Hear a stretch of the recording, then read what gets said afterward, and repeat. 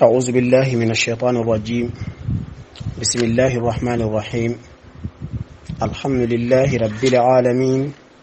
والصلاة والسلام على سيدنا محمد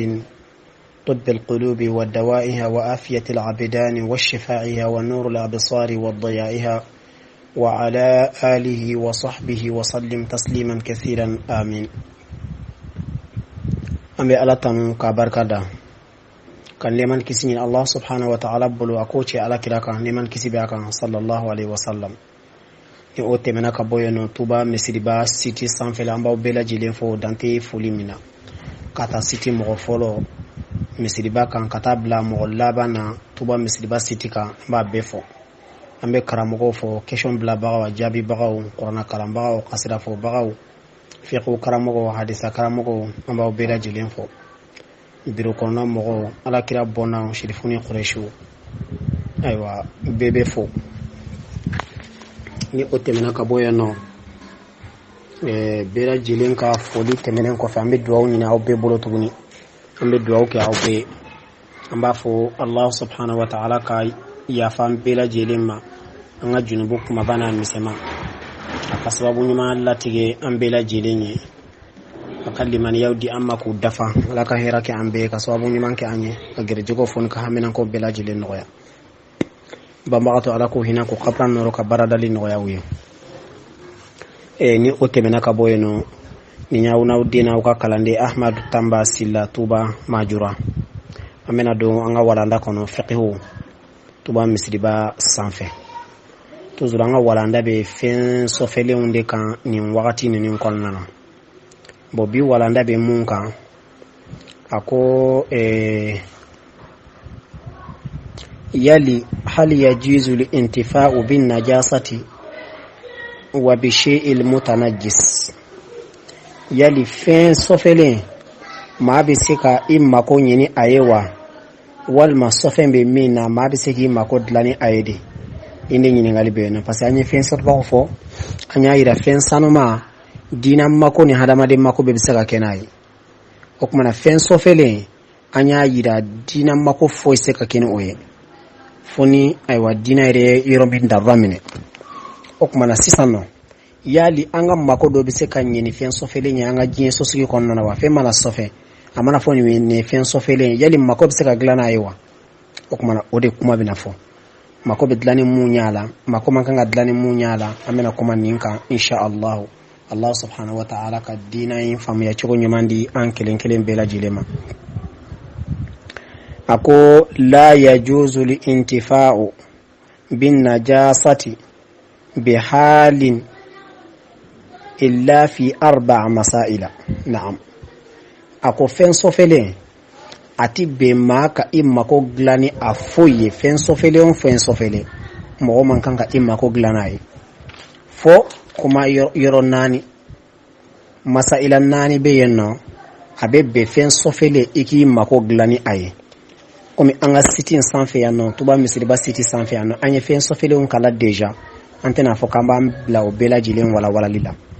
mais fen sofele nani konde be yenno sharia be sira di mogoma o kaseka un nafanyeni oye aywa mana fo sharia ke nkambe maliki ga tasira indema anya foka koro ango maliki ga tasira te komi dina werde maliki bolominde ala kidata ya alayhi salatu wassalam amana fo maliki ga tasira o koro ye maliki ye ala kidaka hadisa o fam ya chogomna na be ka barake ni oye ani annotu go bagaw be wa ote maliki yere doronya anyo foka teme o be karamo be bolo ya ala kidaka hadise fam ya chogomna ni ga kalande mbo odeka ala kambe sobama o kana maliki ya mazhabi konnala nefleka o telefoni abseka ke ibseka me madhhabi werla mintini koniye nganani konde be no anfe ni ambeseka amma ko dlani o fen sofele mo ya rabbi Allah subhanahu wa ta'ala ka dina in fam ya chogo nyumandi an kelenkele mbela jelema bon ako fen sofele nani mi amena kuma oluka fen sofele folo mi nani na ka fo mako bse ka dlani aye nyanama ya konnana alijilidu almadiboro golo min dogilendo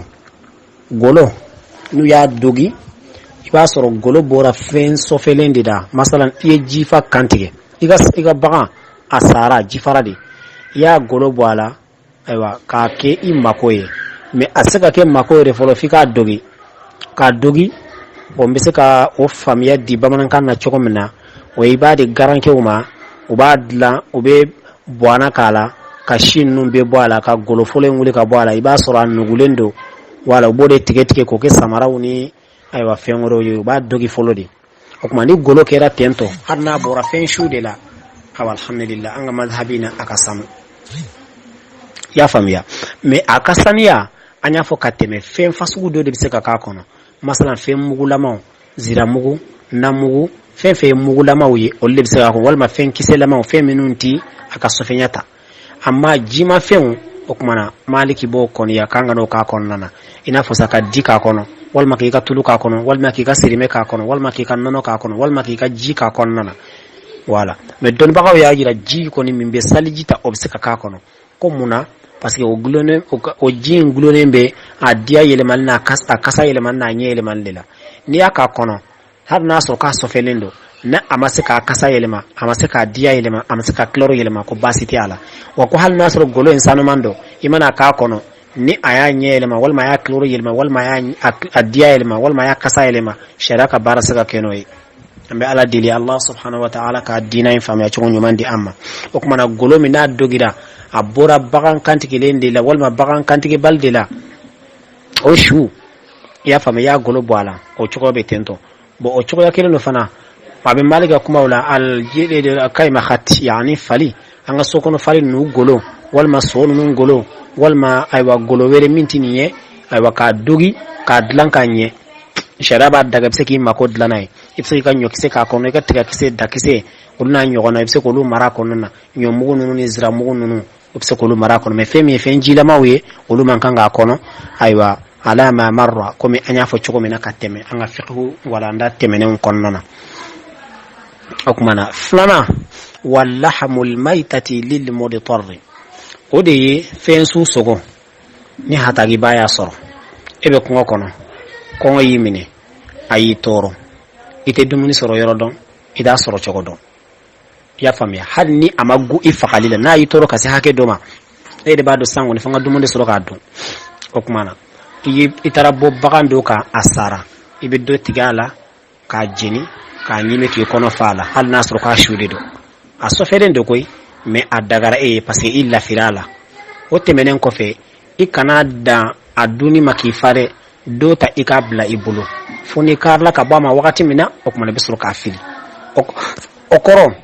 i taara kungo kɔnɔ san, kungo bɛ n'i faga, walima kungo y'i minɛ a y'i tɔɔrɔ, i tɛ so yɔrɔ dɔn, i tɛ dugu yɔrɔ dɔn, i bɔra bagansu kan, i y'a ta ka dɔ bɔso a la, a bɔsolen kɔfɛ i y'a jeni k'a ɲimi k'i kɔnɔ fa, ayiwa i tilala ka dɔ jeni k'a bila i ka nbalan kɔnɔ ka tɛmɛ, walima i ka saki kɔnɔ ka tɛmɛ, ni Ala y'a latigɛ, ayiwa n'i ye dumuni sɔrɔ min bɛ se k'i kari ka bɔ jifa in ma, i b'a fili o la. O tɛ ko mɔgɔ kelen, hali n'aw jama n'a bɛ mobili kɔnɔ, aw tunna kungo kɔnɔ, a bɔra bagansu kan, a y'a ta k'a jeni, a k'a ɲimi k'a kɔnɔ fa, a ka dɔ ta k'a bila a ka mobili kɔnɔ fo a ka taa dɔ wɛrɛ sɔrɔ min bɛ aw kari ka bɔ a ma, o tuma an sɔrɔ k'a fili. Ya Rabbi, an bɛ Ala deli Allah subhanahu wa ta'ala ka diina in faamuya cogo ɲuman di an ma. Bon fɛn su yan nɔ a sɔfɛlen de don, maa man kan ka kɛ n'a ye, mais yan nɔ nin tigi lafila a la f'a k'a kɛ de, n'a m'a kɛ kungo fana bɛ na ale fana faga. Ayiwa silamɛya, ayiwa a ka nɔgɔn de, bashiru wala tunafiru, yassiru wala tu'assiru, ala kira ko ten alayhi salatu wassalam. A ye nɔgɔya kɛ mɔgɔw ye diinɛ la, a kana gɛlɛya kɛ, a ye mɔgɔw nisɔndiya diinɛ la, a kana mɔgɔw laboli, k'a kɛ n'a fɔ diinɛ ye fɛn kelenba de, k'a juguman fɔ, hali lahara don n'i b'a lakali, kana da jahanama mankutu dɔrɔn ma, alijinɛ fana t'a fɔ ka fara a kan, a ka ca la yɛrɛ ka alijinɛ mankutu de fɔ ka caya ka tɛmɛ jahanama mankutu kan. O kuma an bɛ Ala deli Allah subhanahu wa ta'ala ka diinɛ in faamuya cogo ɲuman di an bɛɛ lajɛlen ma. A sabanan ni mako bɛ se ka ɲɛ ni mun ye an ka mazhabi kɔnɔ walima silamɛya kɔnɔna na, wal khamru, o de ye dulo ye, nka cogo di? Dulo sɔfɛlen don, mais a bɛ se ka kɛ hadamaden mako ye lisaagati ghussatin, naam, faqat, yani kolo de balana i ngɔnɔ na, walima fɛn dɔ balana i ngɔnɔ na, i y'a faamuya, o fɛn min balana i ngɔnɔ na ji tɛ e bolo k'a latɛmɛ, aywa dlo de bi bolo ibse ko mi kala teme sharia bi yafa ni nyoro ko basi fositenina basi fositenna ya famia ni minogo fendo balana ingono na ima foy soro fendo balana ingono na akera kolo isaw akera fengo fenyesa ema foy soro min bala teme walma iye fendo soro ko min bala teme ya yila ko ika dlodo mi ko bala teme awo ibe dlomi nyore na sharaba daga iye ika dlomi yasa aka teme okmana dlo sofelindo me afleka nafa do nyani nyore na wa sharia jenende ni dlo kanin nafa infanayi okmana ka fem balani la temeni aye sharia la basiti ola fala yajuzu lidawa'un bihi atebben koni ki yere furakeni dloede banado de bila uko ima kika dlomi ayi walau ta'ayyana har ni dlode kerenkerna fora ko bana min flila ni ma dlomi abi faga aywa iman kanka dlomi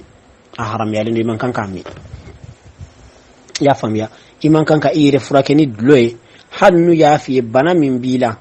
aywa ni ma ke abi faga parce que ni kolo biteme uti keleni ni kolo kurun biteme parce que ala kira ko alayhi salatu wassalam ala kira manton ka furasima do fin haram yalena yani amana fama do ko jume sisa ala fen haram yanka atesek ala te bana bla anaka fo ko furai o fen fas wetuni ya famia okmana blo haram yalino ka se yero minna ka fo ala ka tlaka islami o ka bana do furake o do kelena tugni ay ala ka hine ka bo oma okmana hal ni do kerenkirna ka fo ni ma ke de atinya ay kana ke minin kon fan fela fe am ati be kake meni kolo balani kana wala fendo balani kana anyo de fo kono bidaga wa fi ghayrihi minan najasati khilafun in ta'ayyana na'am akokma ni dlo borala ni sofen were be yenno na fora ko ikata kire furake nayi ko bidaga ya famia ko bidaga komme ko be fonko nyonya ke nu ya kerenkere iye ka fo fo iseka ni furake fonni ayi okmana kwa man kai kake ya famia walma khilafun in ta'ayyana o koro idi sisa ni akrenkerna masalan fen so felen de fura iye ka fay kake e ka furai ko man na krenkerena o koro ni fura foi masoro fo o mana kibake minte dlo ko ni hanna bitay kono de ko bi daga ko ke ngani dlo atibe hanno krenkerna ngani fen werde so fen werde na krenkerna masalan joli na nyogona o man na krenkerna ka fa furati fo ye fonni o man ko basi tala kibso ko ke ako wala yajuzu sharbuhu akod lum mininti bende lidaf'i al'atash min ud talikama kafo minogo bena faga ngad lomi ay ko ti daga iyede parce que blote minogo bo mala ya fama blote minogo bo mala bal yaziduhu ko abla ko dlo yerebe minogo jidi dabe dore faram minogo ka blote mashika minogo frake ya famya wa ajaza zalika al-hanafiyyatu wa shafi'iyyatu lidaf'i al-hilaki akok mana ko shafi'i ani abu hanifa ka mazhabi ani imam shafi'i ka mazhabi ya famya ko lui addaga ika ire halaki iko geni dloy masala ji disra ila kungo konnana adona koni ati minogo bo mala meniya me wakati mina sumaya beto ifarla asumaya beto ingonona ko kumana ulu ya daga kibise kame ko lali atash nafsihi ko kafa ko minogo doron ko ay ko ti daga nasor ibe kungo de kono le bora jabala kalaya bala ingono bina pere kalaya fe ko mani goniya bala kalaya bala kibise ka ami ki ngono nyingi ni ay aywa ote maliki ga kuma ide abu hanifa taka madhhabi wal mashafi ka madhhabi wolle kumana ni nyoroyni nasira inni halaki yoro makoni ko abebe ikake ya famya okumana alaka mbe asabama alaka dina infamya chogo nyumandi an kelen bela jelemma annanina no yefen sofele mi ni barab se ka keni ayin nafala nanina wan najasatu tuda fi zar'i linaf'ihi ako se nogomi ubetaka blaf seneke foro konnana iyika nyengembo abona nyengene ya famya wal mayi ma werita de sa fen sofele ndi do koy wal ma bagan bati warala kolo joli minu fle boyeno ya adoni kata blaika forola foroka bi foronya itara blaika forola ni fana bi daga parce que nafa do de saka kenayi ka ina fo sayaki ka zeren korlala ka it'amil bitikhi bihi ka ina fo saye zeren do don yen nogo de ka korlala harama de nogo de wal mawna nyogonan ya famiya ko sharala ko basi fosite ne iba don fosite ala okmana iye zeren wal ma melon wal ma kongo wal ma pomu wal ma seneke fe ya famiya ni ye ake ika imana nogo ka korlala ya famiya nogo in sofelendo me abi daga iba dun fositala ako fiqo tibiko lakin yajibu albayanu inda albay'i ko kuma ko ni ba fere ko ni masalan zerendo de sene iye karbin de kala iye poson de ka jukoro iye fengore de ka jukoro abse ka ke do to fe iye harmade ikanyenge de bokata bla koro abse ka ke do to fe iye jolle che kata bla koro abse ka ke do ta fe asofelente de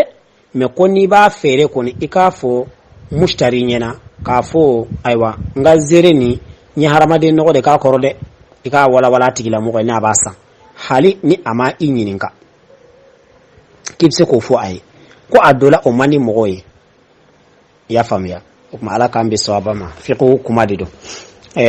wa yajuzu tarihul maitati lil kilabi yani fensu abi daga ika blega wulu koro ebe wulu de mara ibe kuma kono feunde mara o kuma na femin sara ibulu ashu ika bla olu koro basi fosite ofanana basite ola ya famia basi foste ola puisque haramadin na faddu de biga kene parce que ga wulu iga dum ni ka duma ko man iga bagan sara yani ka ta fili ko kono tento abliga wulu koro wulu ka dum yani ka ta de kelma wuluma kama yajuzu an yuqada bi azamiha ala tubin aw hijarin ako chiko kelendo fana abed daga ina fam ya bagan sugo in kolo bagan shu akolo iko tomo ko fara nyogon ka kika biriki jeninaye walma kika fara jeninaye ko basite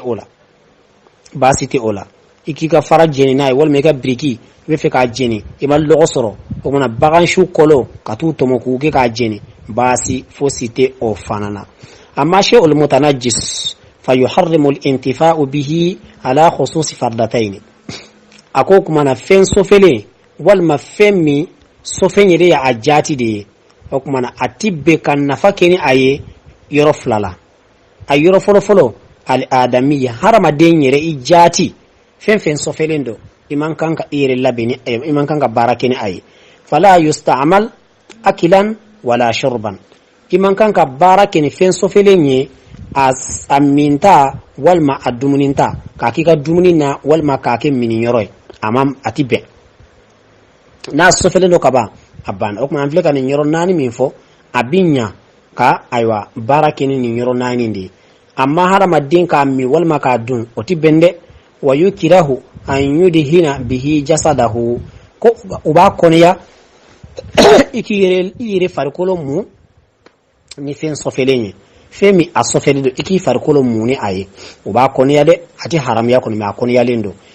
me watajibu izalatuhu lisalati wa tawafi wa dukhulul masjid ko kuma na kwa bi wajibi ya ika ni yire mu ni fen sofele ka ko kabila ka salu wakati mana sere parce que sofele ndo iman kanka salinaye iman kanka tawafu kenaye iman kanka doila ka do misri konnana iman kanka salinaye iman kanka tawafu kenaye iman kanka do ga do misri konnana makruhu de do ka ki farkolo la mais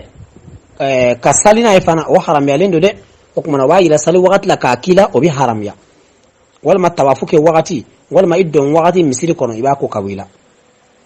okuma mama kanka nafake ni fen sofele yoro minuna oye nununye aflana atibbe fen sofele ngase yoro mi maflana tuguni wal masjidi misiri yere konnana fala yuntafa'u bi fihi bihi uti uyere uti nafanye misiri konnana ni fen sofele nyede fala yustasbih bihi bizait almutanajjis atibbe uka yelembo misiri konnana ni tulu ye tulu min sofelendo misali ya folo la nasro angal lampa minun tumbambolo ka koro petrole be ke lampa minuna walma ukumbe to fitile minun mene folo la ni ala yake nyine sarala walma joli kera la kera fen sofele nye anko nafa se ka nyena yi aywa nafa se ka nyena yoro minuna ote misiru ye nafa se ka nyena yoro minuna ote misiru ye o kuma na misiri la ka fonga otulu fasukuta ka kenga lampan kono petroli atibbe ka fonga petroli fasu inga lampan kono atibbe walma nga asitulu fasu inga fitlen konnana otibbe misiri konnana atibbe o kuma na otulu na sofelendo amanka ika dona misiri kono ka fi be yele mboni ayeno hada akoni haram yali min fleni ye misiri konnana iza kana li misbahu dakhilahu comme ni aya soro yele bo fe no e lampagne walma fenfe na be ka yele mboni qur'an de na be misiri re konnana ko de be haram yare wa in kana kharijahu wa dawuhu fihi jaza kon kan ni aya soro ibe petroli ninke kena malade la o misali ya groupe de be ebolo groupe ni gazwali min kera la abarkon fa anana soro toto ni jakma sara konnana usara ya fambe do nyogona ni ukasa no fenga wi okuma groupe de bambolo ambe ake groupe la misiri kena malade la ina fo sa amfle tuba ya amader de beyan amader mo obse ka gazwali fasku nke uka groupe konnana ayelen ka do misiri kono basite ola comme na soro ay babike misiri lampande konnana ati bende ya famia wa fi ghairi hazaini na bora ni nyirofla la harama denyi kam minina ka dumuna ani misir konnala yajuzu lintifa'u bihi abibbi ikiyere nafani sofenye fayu'ta ta'amu almutanajjisu lidawabi o choko kelendo abibbe ka fen sofelendi ika bagawma abibbe ka fen sofelendi ika bagawma ya famia abibbe ka fen sofelendi ika bagawma ya fam basitola beni fen sofelendi ika bagawma nasura nga sokono bagano sagani ba ani nyameli mishi okumana ubbo be sofede ubbo mana isro wal mo nyengene mana isro sofede ndo iman kanga salni ay ya famia me nasro iga bagan uti sofendu ya famia uti fen sofelendu nuti fen sofelendu ubbo nu nyengene nu fen ubela jilen kasanu amma ka sofen kon duma abibbe do della ka nere nyini ngala misri bayen city sanfe yalno ko olube pontinoir de dlo dlana ube dlo nyaga de boluba ube fendo de bishi erezen wal ma fenworo ba wal ma kabade do ba aluba nyaga chakata do ka bagama ko la bibbe wonne ko awanga bibbe hal nasro ko dlo bala surtout fleka ni fona madani dlo kiran na folo ba bishi de wala dlo tala folo har ni dlo bala abibbe aka du uma basi tala mena ya duma ubu ko na nyengel ni dlo bala ko ni amankanga aywa o mankanga isro kika salna na iso driba ko kawila ako choko kendo fana wa yusqa bilima almutanajjis alhayawanat wazar' ko choko kendo fana bebbe fen sofele ajilama ikiga bagaw mi ala ikatlaka akiga seneke fen koro basi fosito ola jige de bi bolo ibeta bati warla kata jolli che kana filifilu koro ji konnana ya famya basi ti ala fen nyana mai ka sofendi ama basi ti ala bse kadu wa yudhinu bizait almutanajjis ajilatu wan nahabiha iga baga ajogina mishi ajogina ka tuluke ka mu basi fosite ofanana wa yu'malu minhu sabun wa ghayru zalika ka sofen laka kisafune ibi kona ifana sharia la basi fosite ni fanana wala yajuzu bai'uhu kokome wasafune fasuku ko fere haram yalendo de pasifen sofelende do li adam imkan tathhirihi ko paske aseka mafagu ya kasani yabli paske safune dalal ni sofen sharia la mafagu sira sito boloko biseka ke fen son maibli khilafan li ibn wahabi alqa'ili bil jawazi alego ibn wahabi ko kabibbe ko ni safune do na sofelendo ibi ko na chiko na kabibbe ka fana fere amma iza amukana tathiruhu kasawbi akoni akera ko fen sofelemi na abiseka magafagu ya akasaniya yana abiseka yelema kasaniya tuni inafo fini ni sofen kerala ika fini sofele fere basi tola fa yajuzu bi shartin abay bi shartin minye an yubayyana li bai'u ma hadatha lahu min tanajjis okuma kika fere fere ke baga emina fere fe ibina min bina san kika fati la mo a fini mi flembolo a sofele ndero niya sai katako ibse ko fati la moy kumana ine kunye outlaw gerjege bi wala nda wala fen so felum kibariaka ni ala Allah tike shini والمعلمة الدوميري جرانا أمنا دو حريري فنانا نستانو نورجي أيوة أبي دقا جونيا تي دقا جونيا كيشكو جمين بدقا كيشكو جمين تي دقا إن شاء الله أمنا دو ولو فنا ولا كوننا أمي بيفو مسيبا سيتي سانفي دانتي فولي منا أيوة أمي على ديلي على